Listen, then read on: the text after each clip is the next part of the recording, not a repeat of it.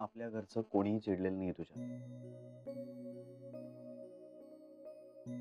चल सुरू कर. तुला माहित नाहीये श्री. जान्हवी, तुला माहित नाहीये. माझं बोलणं झालं त्यांच्याशी. कशा संदर्भात? याच संदर्भात. तुला तुझ्या आई बाबांना भेटण्यापासून. श्री, तुला सांगितलेलं ना मी. तू कशाला बोललास त्यांच्याशी? अरे आता त्यांना काय वाटेल? मी तुझ्याकडे चुगली केली असं वाटेल ना. श्री, अरे एकदा बोलायचंच ना माझ्याशी. निदान फोन करून विचारायला हवं होतंस. श्री, तू बघ आता त्या अजून चिडतील माझ्यावर. त्यांना काय वाटेल? मी तुला सांगितलं. Relax relax. असं काही होणार नाहीये. कसं नाही होणार श्री? एवढं तर कळतच ना आता. तू त्यांच्याशी बोललायस म्हणजे मीच तुला सांगितलं. तर माझ्याशिवाय कोण सांगणार आहे तुला? त्या स्वतःच. म्हणजे अगं त्यानेच विषय काढला माझ्याकडे. कधी? आज दुपारी. मग काय? मी सांगितलं त्यांना की तुला तुझ्या आईबाबांना भेटण्यापासून थांबवणं मला काही पटणार नाही. मग काय म्हणाल्या त्या? नाही पटलं. खरंच?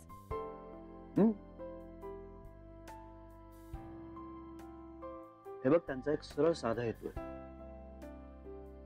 त्यांना तुला आणि बाळाला प्रोटेक्ट करायचं बस. बाकी काही नाही.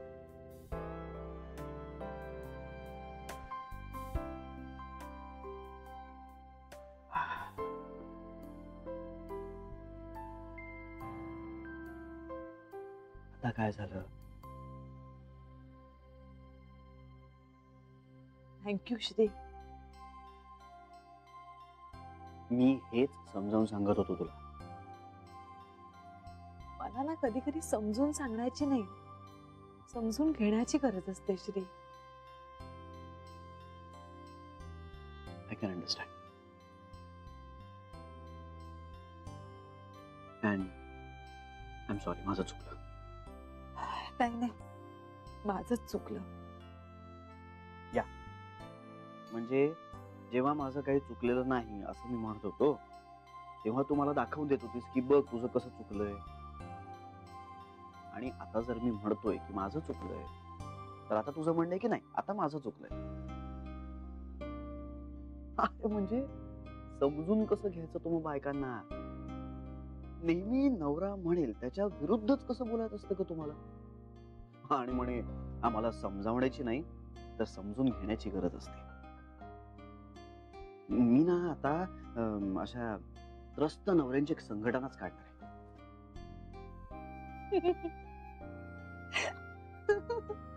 असू नको.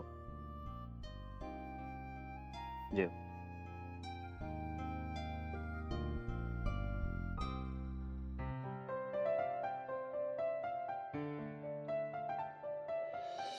वहिनी, श्री आणि जान्हवी बाहेर जेवायला गेले.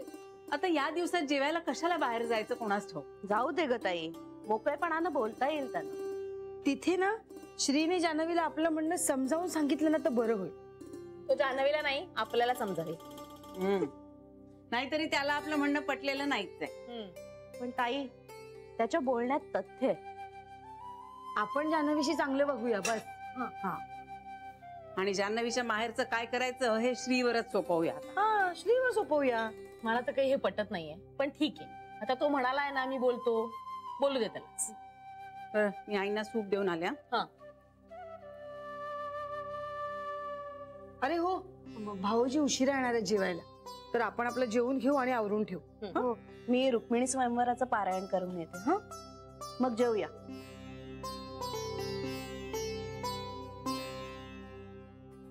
पंच, तिला अजूनही वाटतंय का तिचं लग्न जमेल असं? हे ग, आता कुठे लग्न जमणार आहे? काही होणार नाही असं. भोळी आहे ना सरू.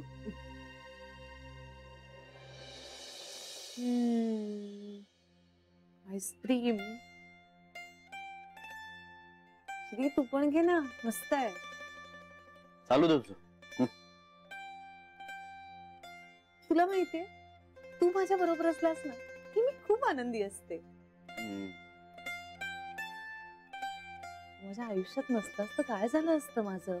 काय झालं असतं? छे छे, मी तर तुझ्याशिवायचं आयुष्य इमॅजिनही नाही करू शकत. मी नाही.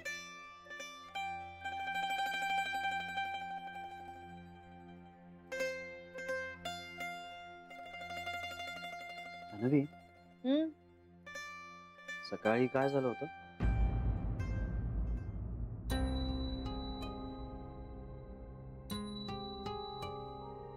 रडत का होतीस?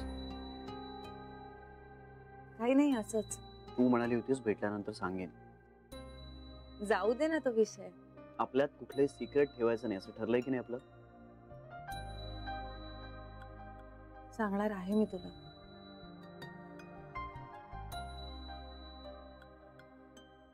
वाट बघतोय मी. श्री, आत्ता नको प्लीज. अगं आत्ता काय आणि नंतर काय? कधीतरी तू सांगणारच आहेस की नाही? मग सांग ना.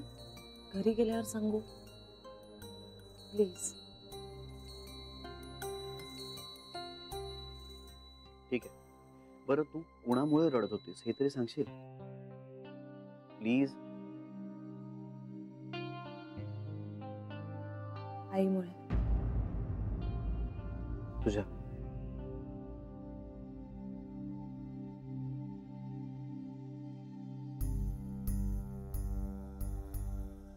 त्या बाईला ना जान्हवीची पर्वा आहे ना होणाऱ्या बाळाची. असं कुठली आई वागते का आपल्या प्रेग्नेंट मुलीशी? हे बघ, माझं काही चुकत असेल ना तर तसं स्पष्ट सांग. नाही नाही, तुझा नेमका मुद्दा काय? जान्हवीचं माहेर तुमच्या बाळासाठी सेफ नाहीये.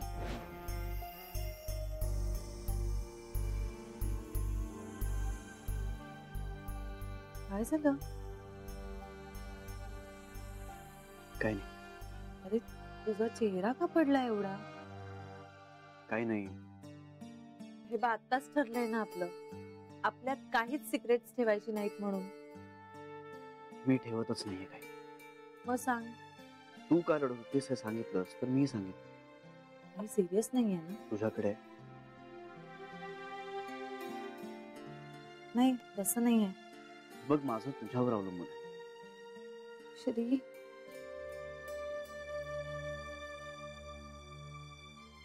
C, no life without wife, and I love my wife. I love you too Shri. दुपारी कोणीतरी नुसतं म्हणत होतं. माझा जरा मूड नव्हता रे, म्हणून.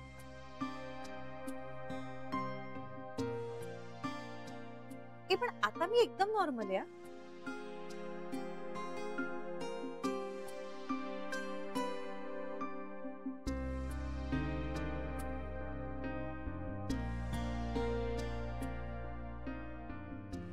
काय झालंय Shri? Wife normal, life normal.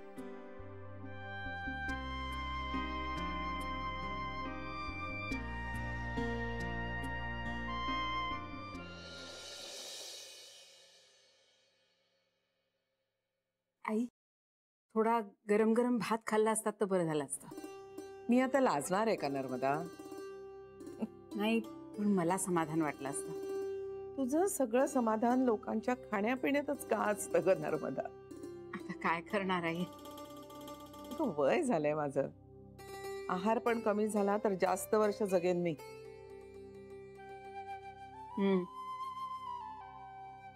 मग श्री आला नाहीये का अजून? तो जान्हवीला घेऊन जेवायला बाहेर गेलाय. हा, आई, फळ देऊ एखादं छान? नर्मदा, बरं, ठीक आहे. तुम्ही झोपणार आहात लगेच? नाही ग, झोप कुठे येते लगेच. निद्रा देवीची आराधना करायला लागते. वाचत बसेन थोडा वेळ, झोप आली की झोपी. का ग? नाही, असंच. तुम्ही पण जेवून घ्या आता, उगाच उशीर करू नका. सरीचा कृष्णाकडे धावा चाललाय ना, लग्न लवकर होऊ दे म्हणून. तिचं संपलं नसेल अजून. ती जेवेल तिचं झालं की. तुम्ही जेवून घ्या. बर, बघते.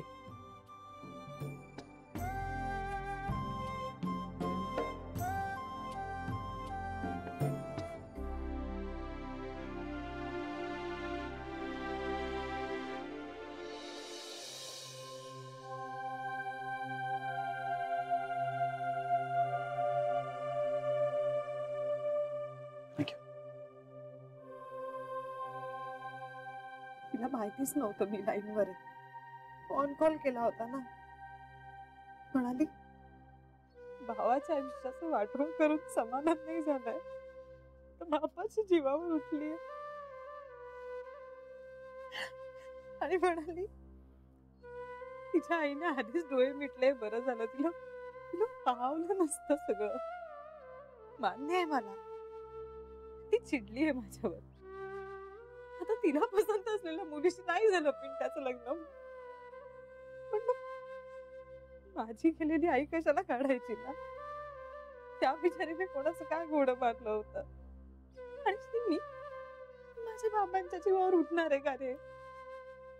बाबांवर किती जीव आहे माझा, मी बाबांशी असं वागेन का. ते कुठे ते कळेपर्यंत ना जीवात जीव नव्हता श्री माझ्या. पिंट्याकडनं जर काही कळलं नसतं ना मी घरीच गेले असते श्री. मला माहिती आहे ना माझं माझ्या बाबांवर किती जीव येते श्री. त्यांच्या जीवावर उठणार आहे का रे मी.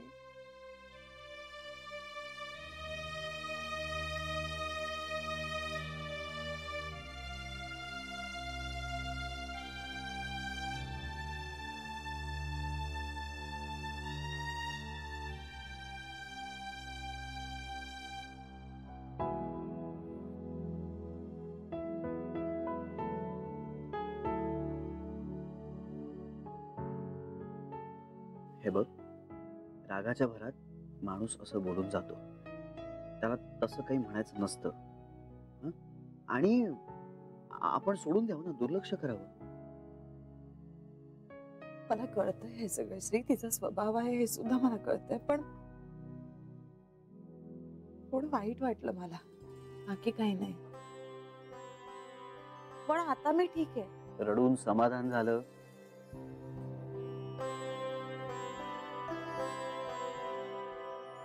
नक्की ठीक आहे. निघूया. हो.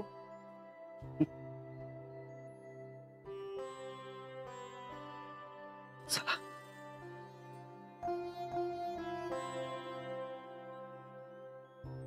चला. चला. After you.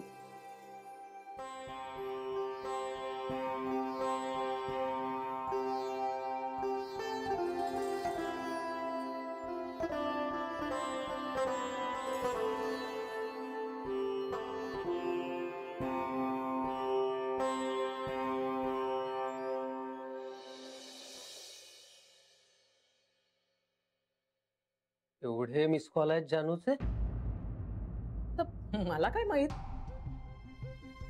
मी कशाला बघू तुमचा फोन. इथे माझाच फोन बघायला मला वेळ नाही. मला काही कामं कमी आहेत का. स्वयंपाक पाणी करायचं, इतर कामं करायची, काय फोनकडे बघत बसू का. वाजत वाजत राहतो आणि मग बॅटरी बंद झाल्यानंतर बंदच पडून जातो. मी नाही बाई पाहिलं.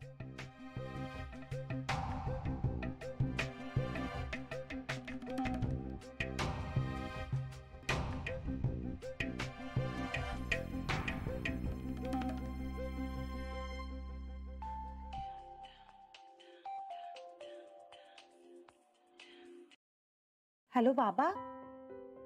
हा बोल. काय बाबा तुम्ही बरे आहात का.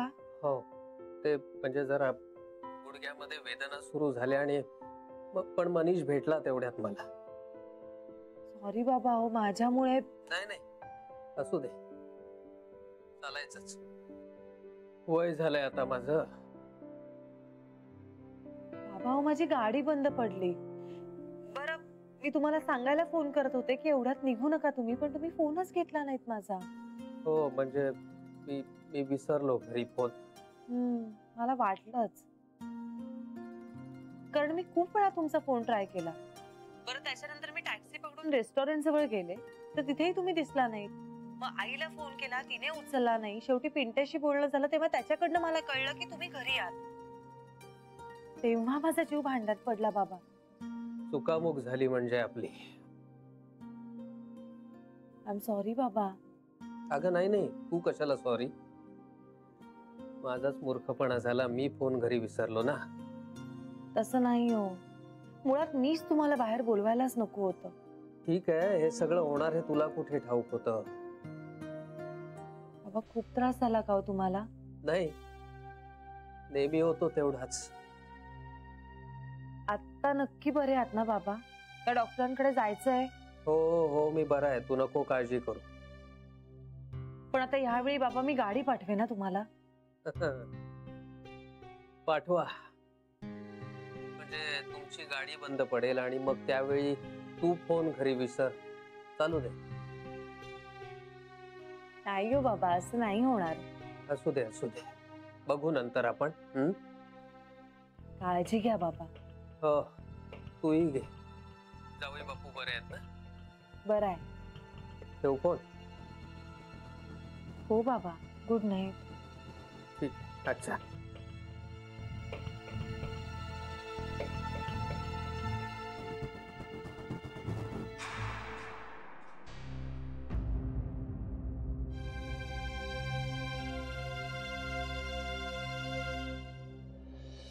मी अजून काही कोणाशी बोललो नाहीये, पण मला पटतंय असं जर मी म्हणालो ना तर महिला मंडळ नेमकं तेच धरून बसेल आणि मग ते सगळं बदलणं फार अवघड होईल.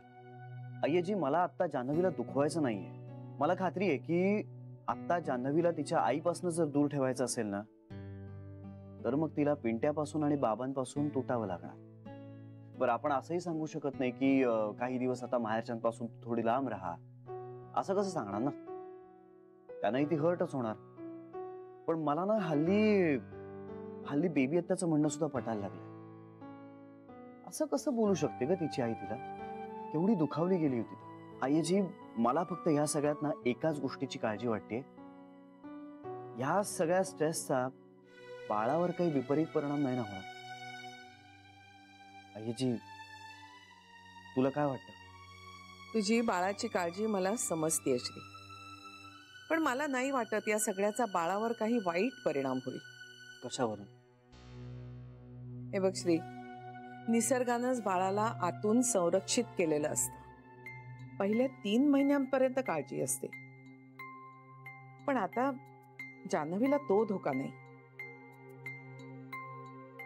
राहिली गोष्ट जान्हवीच्या स्ट्रेसची, तर तिच्या मनाला आईच्या स्ट्रेसची सवय आहे. अरे, अख्खं बालपण गेलंय तिचं तिच्या या आई बरोबर, आणि मन तो परिणाम पचवून परत नॉर्मल व्हायला शिकलेलं असतं तेवढ्या काळात.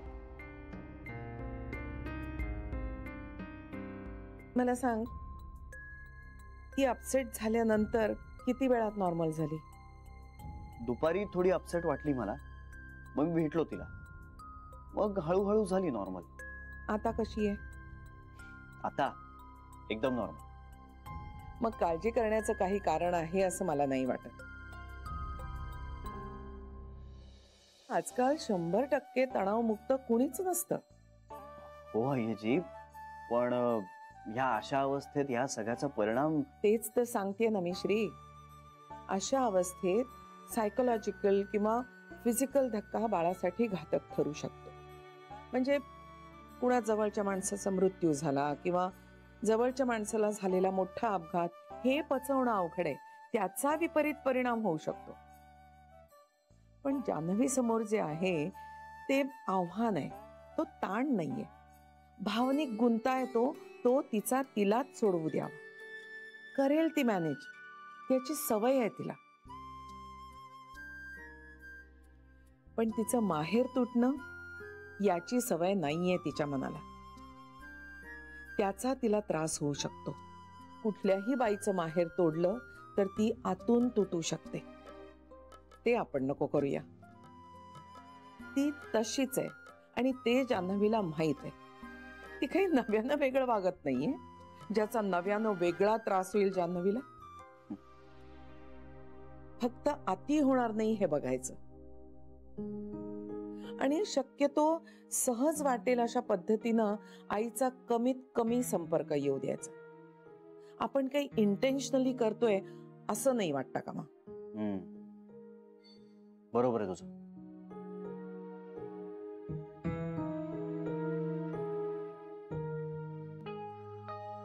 तू काळजी करू नकोस श्री, सगळं ठीक होईल. मलाही तसंच वाटतंय.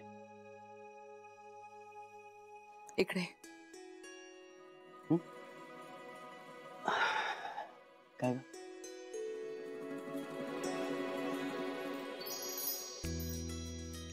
चेहरा बघ कसा झाला होता. आता बरं वाटतंय. येऊ? Good night. Good night. Bye.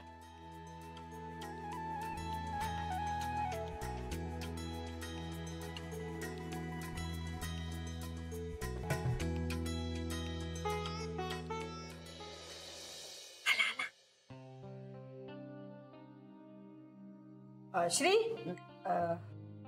Ice cream मस्त आहे. हा मस्त आहे मस्त आहे. थँक्यू श्री. तुम्ही नाही घेतलं? नाही अरे नाही सोसत मला. मी घेतलं चमचाभर. पण तू आठवणीने आणलंस ना, हे बरं केलंस. श्री काही बोलणं झालं का? कोणाशी? अरे कुणाशी काय, जान्हवीशी, कशाबद्दल? तिच्या माहेराबद्दल. हा ते काय ठरलं शेवटी? ठरायचंय काय? आपण तिला तिच्या आईबाबांना भेटण्यापासून थांबवू शकत नाही.